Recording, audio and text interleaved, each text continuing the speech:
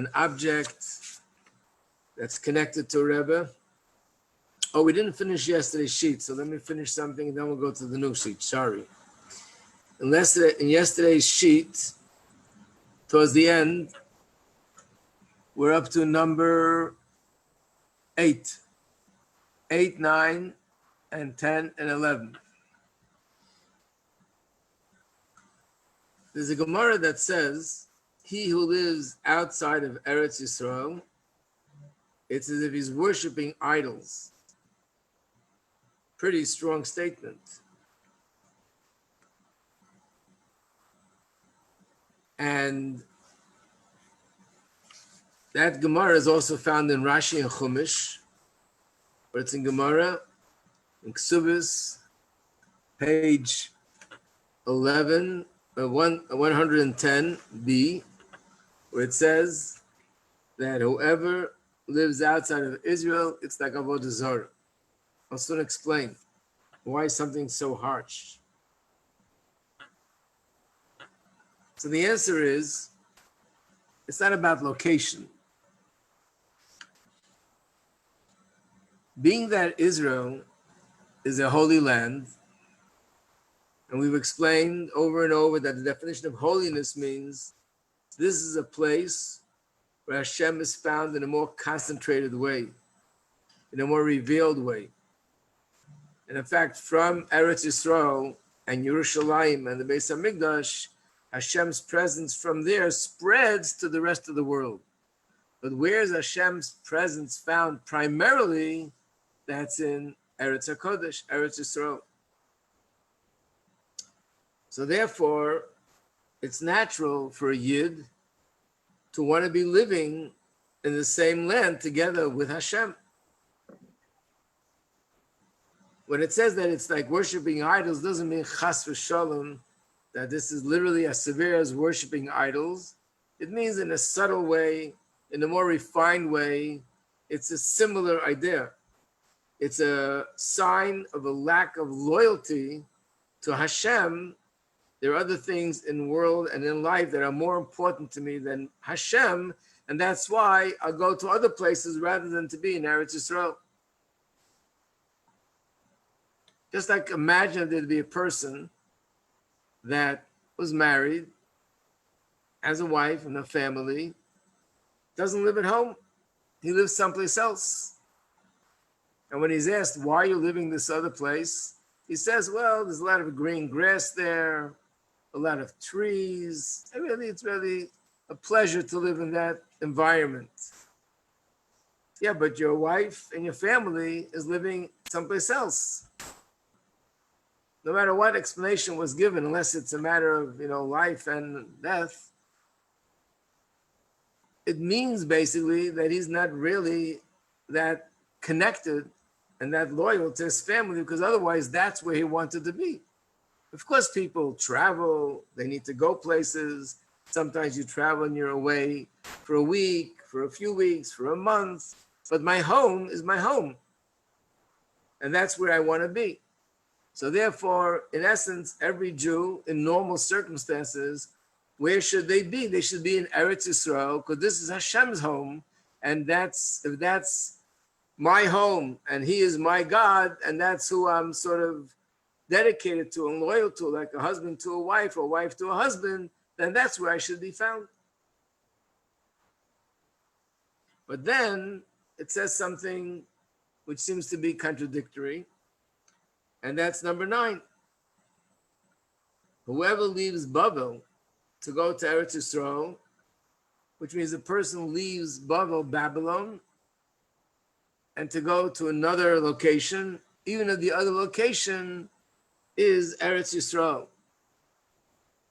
That's also considered that they violated a positive commandment. That's what the Gemara says. What's the explanation? We're talking about Babel now, Babylon. So the Mefarshim explain, specifically, this commentary, which you have in number 10, is called Meiri, that the place of wisdom and fear of Hashem is considered like Eretz Yisrael. And he says as follows: being that in that time, in that era, Babylon was the center of Torah. That's where the sages lived. That's where the yeshivas were. They were the ones that taught Torah to all the Jewish people. And that's where all the Torah and fear of God was coming from. So he says that wherever there's a place that this has become the center of Torah and fear of God, and it has the same status as Eretz Yisrael. So therefore, just like it wouldn't be appropriate to leave Eretz Yisrael, it's not appropriate to leave Babel, where all these great sages live there. And they're the ones that are teaching Torah. And that's the source of the Torah. So basically, what we see from here is that a place where a tzaddik lives, and this tzaddik is the source of my spiritual inspiration, for me, or for my community, this place where the tzaddik lives is like Eretz Yisrael. And if you ever read or heard that this is the way Chassidim related to the Rebbe, that the Chassidim would say that the city of Lubavitch to us is like Yerushalayim. This is the source. That any place in the world, even if it's Babylon, but if that has become the place which became a center of Torah and Torah sages, so therefore this is the center for Torah and fear of God and spiritual inspiration, then in a sense, this is like Eretz Yisrael, to the extent that it actually has halachic ramifications. It's not permitted to leave to go to Babel. And then in number 11, it says, this is a pasuk in Yecheskel. The prophet Yecheskel, he was in Babylon. This is in the book of Yecheskel, chapter 11, pasuk 16, where it says that Hashem says, I've given you a miniature Beis HaMikdash. Where's pasuk 16?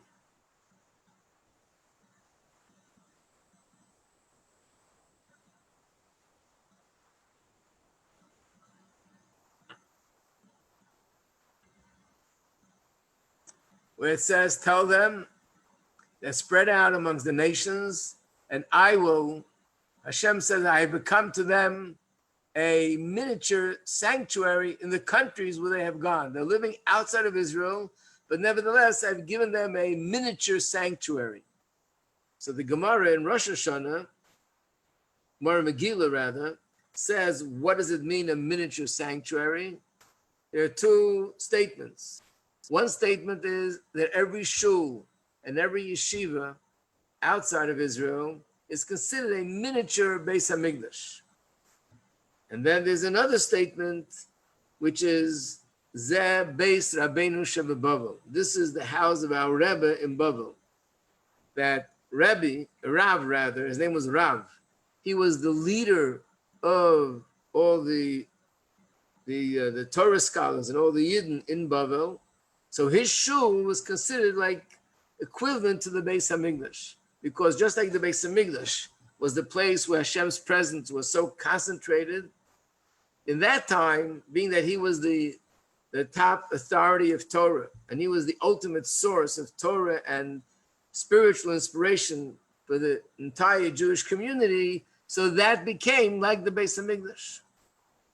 And this is where Chassidim got to say that the famous quote that to us, the city where the Rebbe lives is like Eretz Yisrael, and the shul where the Rebbe davens is like the Beis HaMikdash, and the Rebbe's room where it's found is like the Kodesh HaKadoshim, and the Rebbe himself is like the Oren and the Luchas, the ark, which contained in it the tablets. And we brought all those sources before, how tzaddikim are compared to the Luchas, and how the city of the Rebbe is compared to Eretz Yisrael and Yerushalayim, and how the Rebbe's shul is compared to the Beis HaMikdash. That's the way a Chassid views his Rebbe. So this is all to explain the main topic of number 4, the place and possession of a tzaddik. Again, just to conclude, that a tzaddik is a person who Hashem's presence is found in him in a more concentrated way, in a more revealed way, and therefore he becomes a source of spiritual inspiration to his students and to the world around him. And that's why there's so much importance given to an object that the Rebbe held, to the place that the Rebbe lives, because these are places that are permeated with Hashem's presence. Now we'll go to number 5, page number 5. And this follows everything we said before, but we're talking about a little bit of a different point. And that is, it's customary amongst Chassidic Rebbes to distribute different things to the Chassidim. Sometimes we find the Rebbe distributes wine, as it was with us in Lubavitch, that when there was a Yontif, the Rebbe would do the benching over a cup of wine. Then after Yontif was over, the Rebbe would make Havdalah on the cup of wine, and that wine was distributed to everybody that was there. Usually it would be 3-4 hours that would stand and distribute wine. Before Yom Kippur was the time that the Rebbe would distribute honey cake. It's a custom that before Yom Kippur, we want to wish everybody to have a good, sweet year. Shana Tova Masuka. So this is expressed by actually giving a piece of honey cake to the other person. So the Rebbe would personally distribute honey cake to everyone who approached him, which naturally everyone made an effort to go get the honey cake. Before Pesach, the Rebbe would give out matzah. There were times where the Rebbe gave out a Tanya, or the Rebbe gave out a certain sefer, a certain book of Maimarim, and of course, the dollars. On Sunday, the Rebbe would hand out the dollars. Many people are confused about this. Is there a source for this? And what does it mean? So the meaning of it is, the Rebbe is really giving us bracha, But the bracha is being transmitted through something physical.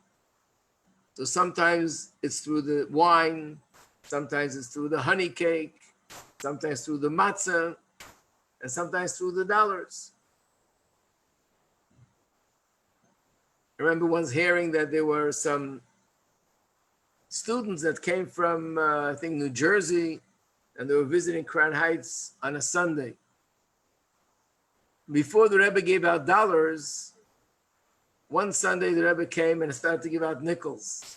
No one expected it. So there was just a limited number of people that they got the nickels to give to tzedakah, and that was it. And then it happened a while later again, and happened a few times, and eventually there was a group that Rebbe gave them all dollars, and then it became a regular thing every Sunday for the Rebbe to give out dollars. But I remember one of those times they were giving out nickels, someone ran downstairs, because the Rebbe was upstairs, and he made it known that the Rebbe is giving out nickels, and everybody ran to get the nickels. And these kids, there's a high school that came from New Jersey to visit Crown Heights. They saw everybody running, and they heard they're running because the rabbi is distributing nickels. And one says to the other, I had no idea that this neighbor was so poverty-stricken, they're so poor that the rabbi is giving out nickels and they're all running to get a nickel. So when the Rebbe gives out nickels, the Rebbe gives out dollars, it's not for the purpose of helping us with our economic situation. In fact, when the Rebbe gave someone $1, they were supposed to take $1 of their own and give it to tzedakah and hold on to the Rebbe's dollar. So what was the purpose of the dollar? The purpose of the dollar was really a bracha. But there's one way of giving a bracha verbally, and there's another thing that when the Rebbe gives $1, the Rebbe is transmitting the bracha through the physical dollar. And at the end of this, we'll explain why. But here's the source. First seeing on the sheet, first line, it says in Gemara, he who receives a coin from Eov is blessed. There's a pasuk in Eov, Job, where it says, Maise Yadav Beirachta, you blessed the I guess, the products of his hands.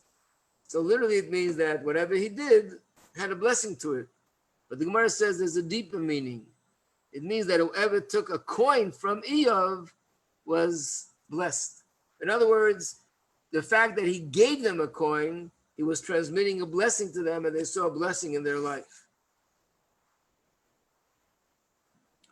We also find a story in Shmuel Beis, chapter 6, pasuk 19. It's also a haftarah which we read in the shul, Parsha Shmini, where it talks about how they celebrated when they came to the David HaMelech, celebrated when they brought the Aron in its place in Yerushalayim, and everybody was celebrating and very happy and dancing and singing. And at the end, before they all left, it says that David HaMelech distributed to all the people, men and women, he gave each one a loaf of bread, a portion of meat, a container of wine, and then everybody left to go home. And of course, again, the same thing. There's no doubt that David HaMelech didn't give this out just to help people economically, but this was after such great celebration that the Aron was finally brought to its place where it's supposed to be in Yerushalayim. They were celebrating, and David HaMelech gave the bread or the other articles as a vessel and a conduit and a channel through which he was able to give them the bracha, that everything they celebrated and everything that happened and the godly light that was revealed in that experience would now be transmitted to them through these items that would take it back home with them.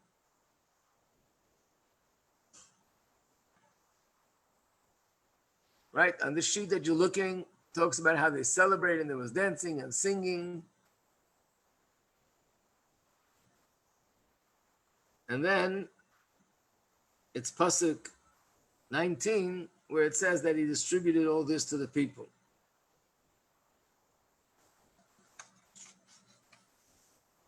Now to give another example, and this is in Gemara, Brachas, and it's in Gemara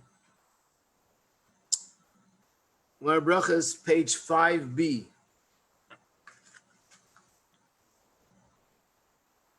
There's an interesting thing. This is something which you don't see in Chabad. The Rebbes of Chabad, generally speaking, didn't do this. But there were other Rebbes and other Chassidic circles that this is part of their way of giving a bracha by shaking a hand. So the Chassidim would walk by, every Chassid, and just give the Rebbe a handshake. The Rebbe would give them a handshake. Again, where is there a source for this? So this is a Gemara, but the Gemara tells the following story. Reb Chia bar Abba, one of the sages, was sick. So Rabbi Yochanan went to visit him. And when he saw that he's sick, he said to him, "Are you appreciating the pain that you're suffering?" Meaning, because it's known that when a person suffers, it's an atonement.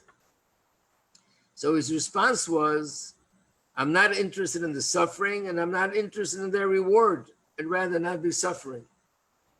So Rabbi Yochanan said to him, "Give me your hand." He gave him his hand, and he stood up, and at that moment, he was cured, miraculously. Rabbi, I have a quick question. Yes? What did the Rebbe do for women? No, the Rebbe didn't do this for men either. In the Rebbe that you're talking about, yeah. No, they didn't shake the hand of women, even though in some Sephardic communities, it is customary, even for the women, they would shake the hand. But I guess then the bracha would be transmitted in other ways. In other words, the point I want to bring out is that a handshake is one of the ways of transmitting a bracha. But I guess if it's a woman and it's not appropriate that there should be a handshake, then there's still a bracha, but the bracha is given in a different way. Okay. Thank you. While we're at it, I'll just complete the story because there's another lesson here, which is a very important lesson. And that is that a while later, Rabbi Yechanan, the visiting rabbi, he became sick. And someone else, Rabbi Hanina, came to visit him. And he saw that he's suffering, and he asked him the same question. Are these afflictions dear to you? Are you appreciating the fact that you're suffering because suffering is an atonement for sin? And he answered him the same thing. I'm not interested in the suffering, and I'm not interested in their reward. So then he said to him, give me your hand. He gave him his hand, and he stood up, and miraculously he was cured. So the Gemara asked the question, this Rabbi Yechanan, who was sick, he had just visited someone else, and he gave him his hand, and he was the one who miraculously cured that person. So why couldn't he do it to himself? Why did he need someone else to do it to him? And the Gemara answers something which became a very famous quote and a very famous principle, and that is, Ein chavush mater atzma beis asurim. A person who is held captive can't release himself from prison. He needs someone else who's outside of the prison to open the door for him, which basically means when he was able to help someone else, that was fine, that was perfect. When he himself was in a situation, he needed someone else who's outside of his situation to be able to open the door for him and be able to release him and free him from whatever situation it is. And this is the basis of why the Rebbe spoke about Aseh L'Charav, that every person should have a mashpia, because it's very difficult for a person to be objective when they have to make a decision, and they can't trust their own decision very often.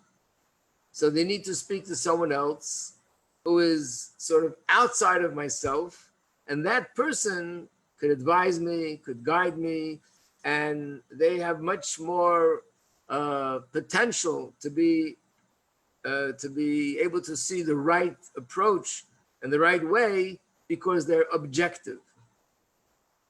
And in fact, even a person who's a mashpia, which means they're giving guidance to hundreds of people, but if they themselves are in a situation where they need guidance, they can't trust their own judgment, they have to ask someone else. And the main quality that someone else has is that they're objective, they're outside of the situation. And therefore they can find the answer. But the reason why we really brought this Gemara was just to show that here he was going to give him a bracha and miraculously cure him. But he didn't just say words and gave him a bracha verbally. He asked them to stretch out his hand. And they shook hands. And that's how he gave the bracha. In other words, sometimes the physical handshake, the fact that my hand shakes your hand, that was the conduit, the pipeline through which the bracha came from this tzaddik to the other person.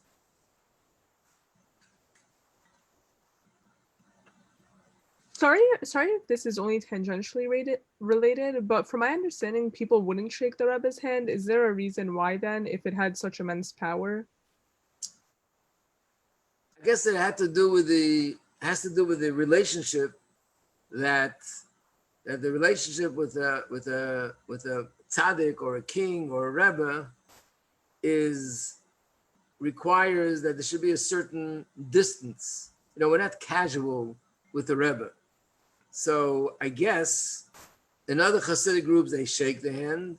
And the reason why Chabad doesn't shake the hand, because I think in Chabad, this will be considered something a little bit too casual to shake the Rebbe's hand.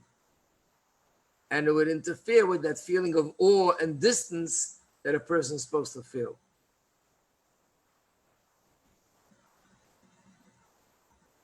Rabbi, can I ask a question? Yes.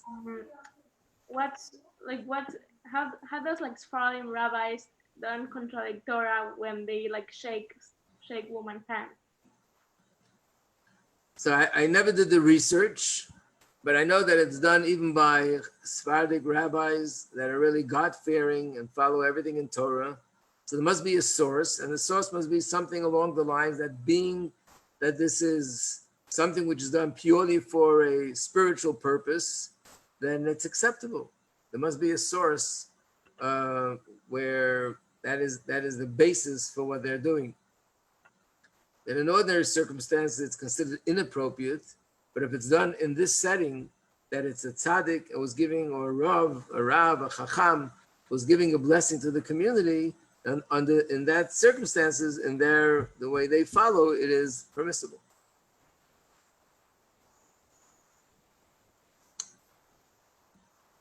Another thing which shows us that even though a blessing is something which is spiritual, but there are times that it needs a physical conduit, a physical channel through which to be given. So we'll look now to another place, and this is in Parshas Pinchas. Parshas Pinchas,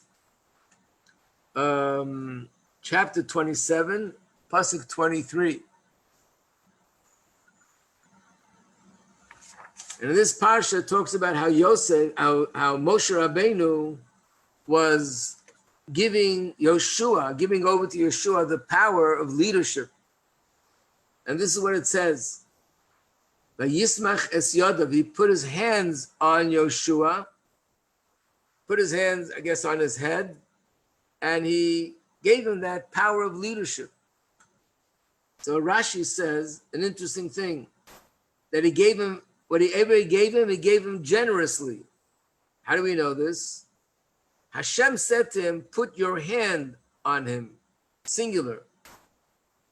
But when Moshe did it, he put two hands on him, and by putting two hands, he was able to give him, to the extent that what he gave him overflowed, the spiritual blessing that he gave him overflowed because he gave it to him with both hands.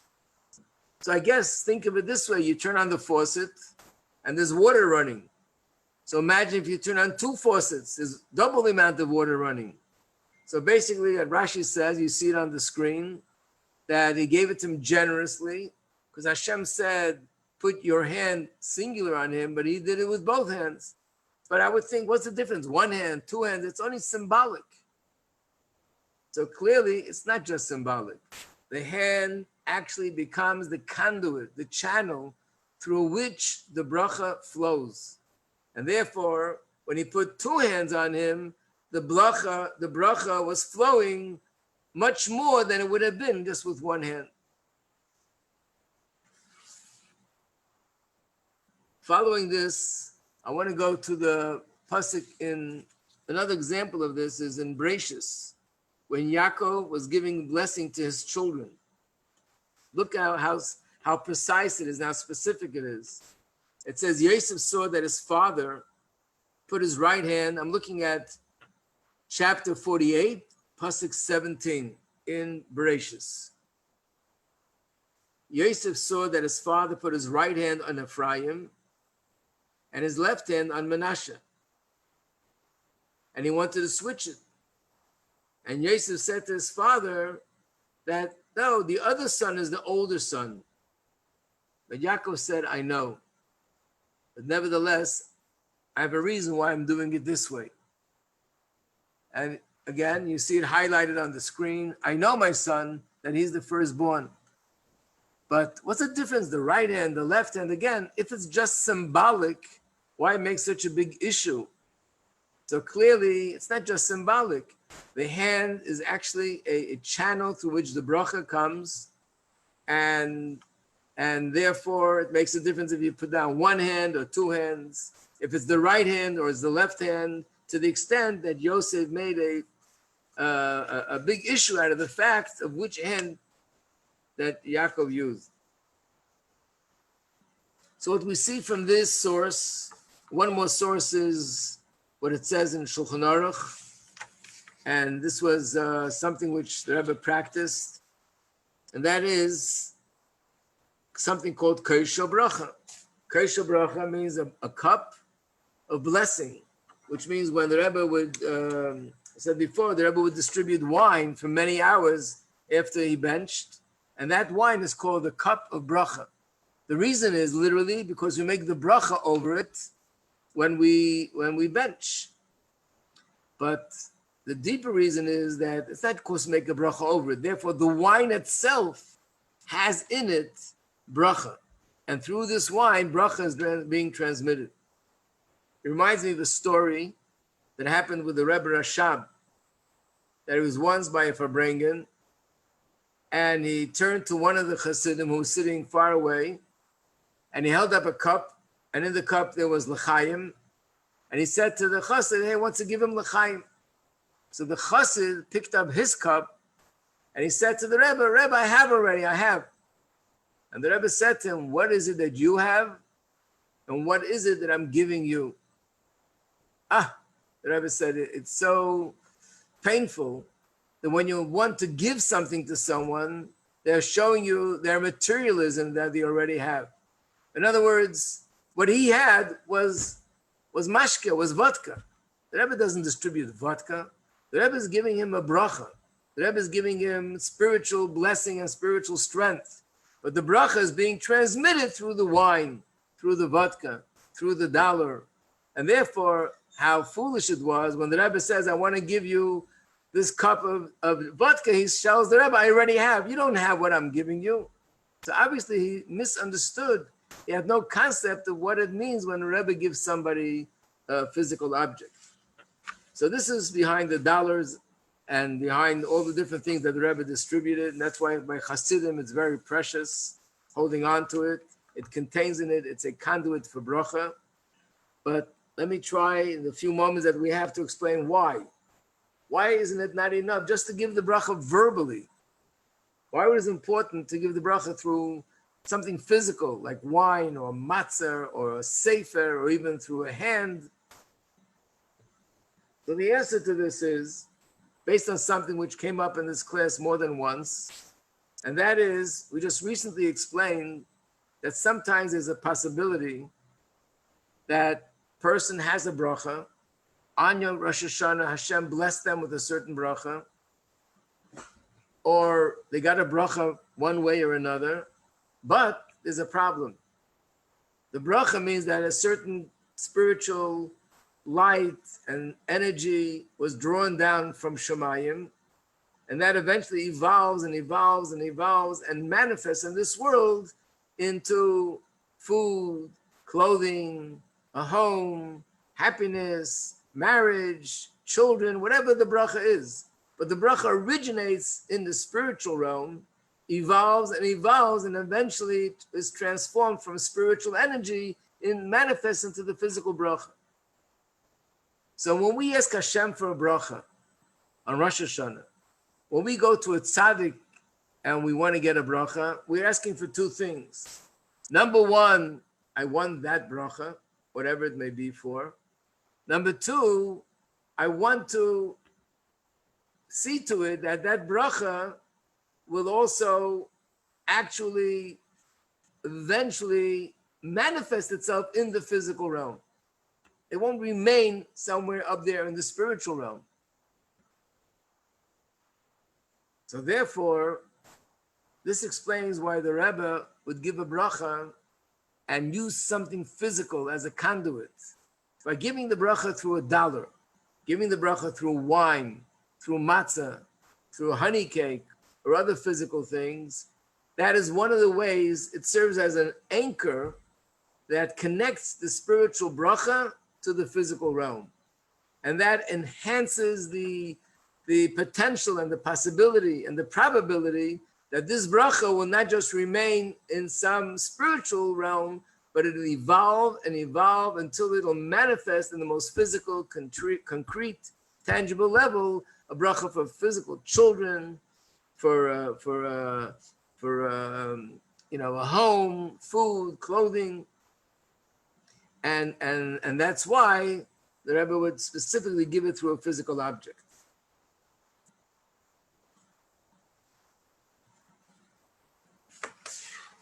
Okay, I think we'll conclude with this. Any questions before we close? Does that include names as well? I know the Rebbe would hand out names to people who didn't have a Jewish name. Well, the name is a little bit different, but it definitely is part of it because the name is very significant. The name means that this is something connected to the person's neshama. In fact, that's why there's a custom, if God forbid, someone is in a crisis, where their life is in danger, one of the things that we do as a spiritual way of perhaps being able to save this person's life is by adding a name. And the new name becomes the conduit to this person's life. So a name is very significant. It's the conduit through which Hashem gives this person life and sustenance. So when we choose a name, of course, we want to choose a name that we like and that resonates, but we also want to make sure that this is really the true name, my real name that's connected to my neshama.